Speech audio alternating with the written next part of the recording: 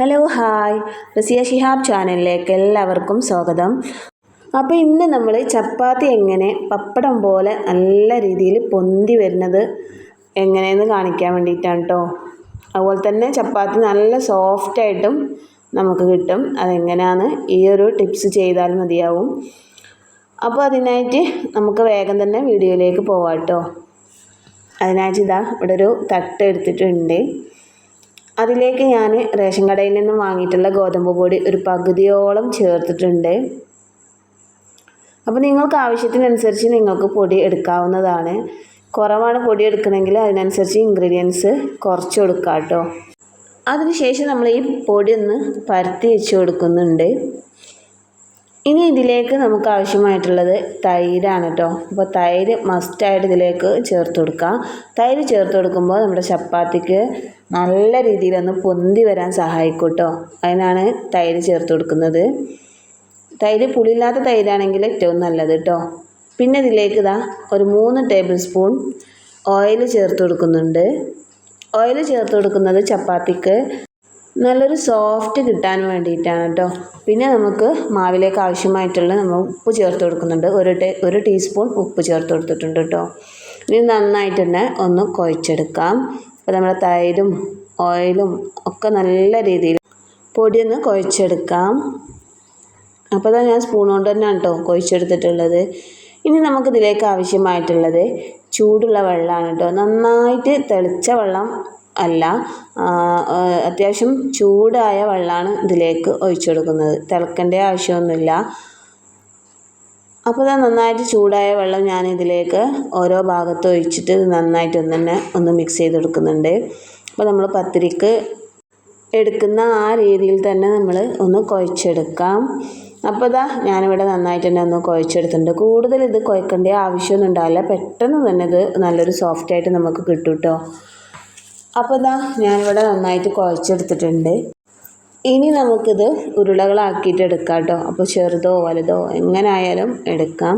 ഞാനിപ്പോൾ അത്യാവശ്യം വലുതായിട്ടാണ് എടുക്കുന്നത്. അപ്പോൾ ഇത് കുറച്ച് ഉരുളകളാക്കി എടുക്കുന്നുണ്ട് ഇവിടെ. അപ്പോൾ നമ്മളെ ചാനൽ ആദ്യമായിട്ട് കാണുന്നവരാണ്, ഇന്ന് സബ്സ്ക്രൈബ് ചെയ്യണേ. നിങ്ങൾക്ക് യൂസ്ഫുൾ ആയിട്ടുള്ള വീഡിയോസ് ആയിരിക്കും അപ്ലോഡ് ചെയ്യുന്നത്. അപ്പോൾ നമ്മൾ ചാനൽ സബ് ചെയ്യുകയാണെങ്കിൽ നിങ്ങൾക്ക് ഇതുപോലുള്ള വീഡിയോസൊക്കെ കിട്ടും കേട്ടോ. അപ്പോൾ അതിന് ഉരുളകളാക്കിയതിന് ശേഷം കൗണ്ടർ ടോപ്പൊക്കെ നല്ല വൃത്തിയിലൊന്ന് തുടച്ചെടുത്തിട്ടുണ്ട്. അതിന് ശേഷം ഇവിടെ കുറച്ച് പൊടി ഇട്ട് കൊടുത്തിട്ടുണ്ട്. അതിൽ നിന്നും ഒരു ഉരുള എടുത്തിട്ട് നമുക്കിതൊന്ന് പരത്തിയെടുക്കാം. നമ്മൾ സാധാരണ പത്തിരി പരത്തണ അതേ ഒരു രീതിയിൽ തന്നെ പത്തിരി പരത്തിയെടുക്കാം കേട്ടോ. നല്ല സോഫ്റ്റ് പത്തിരിയൊക്കെ നമുക്ക് പരത്തുമ്പോൾ തന്നെ നമുക്ക് മനസ്സിലാവും അത്രത്തോളം മാവ് നല്ലൊരു സോഫ്റ്റ് ആയിരിക്കും കേട്ടോ. അപ്പോൾ ഞാനിവിടെ പരത്തിയെടുക്കുന്നുണ്ട്. അപ്പോൾ നിങ്ങൾക്ക് വീഡിയോ ഇഷ്ടമാണെങ്കിൽ നിങ്ങളിപ്പോൾ തന്നെ ഒരു ലൈക്ക് ചെയ്യുക, കമൻറ്റും ഷെയറൊക്കെ ചെയ്യുക. അപ്പോൾ ഞാൻ പത്തിരി പരത്തിയെടുത്തിട്ടുണ്ട്.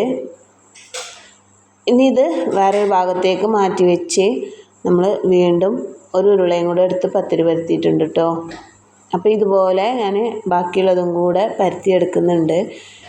ഇപ്പോൾ ഏകദേശം ഞാനൊരു 3ാമത്തെ പത്തിരിയും പരത്തി വെച്ചിട്ടുണ്ട്. ഈ ഒരു സമയത്ത് ഞാൻ അടുപ്പിൽ നമുക്കിത് ചുട്ടെടുക്കണമല്ലോ. അപ്പോൾ അതിനായിട്ട് ഞാൻ അവിടെ ഒരു പാത്രം വെച്ചെടുത്തിട്ടുണ്ട്. അതൊന്ന് ചൂടായി കഴിയട്ടെ. അപ്പോൾ ഇത് ഏകദേശം നമ്മുടെ പാത്രമൊക്കെ ഒന്ന് ചൂടായി വരുന്നുണ്ട്. ഈ ഒരു സമയത്ത് നമുക്ക് പത്തിരി അതിലേക്ക് ഇട്ടുകൊടുക്കാം. പത്തിരി ഇട്ടുകൊടുത്തതിന് ശേഷം പെട്ടെന്ന് തന്നെ നമുക്കിതൊന്ന് മറിച്ചിട്ട് കൊടുക്കണം കേട്ടോ. അപ്പോൾ ഞാനിത് അവിടെ നിന്ന് മറിച്ചിട്ട് കൊടുക്കുന്നുണ്ട്.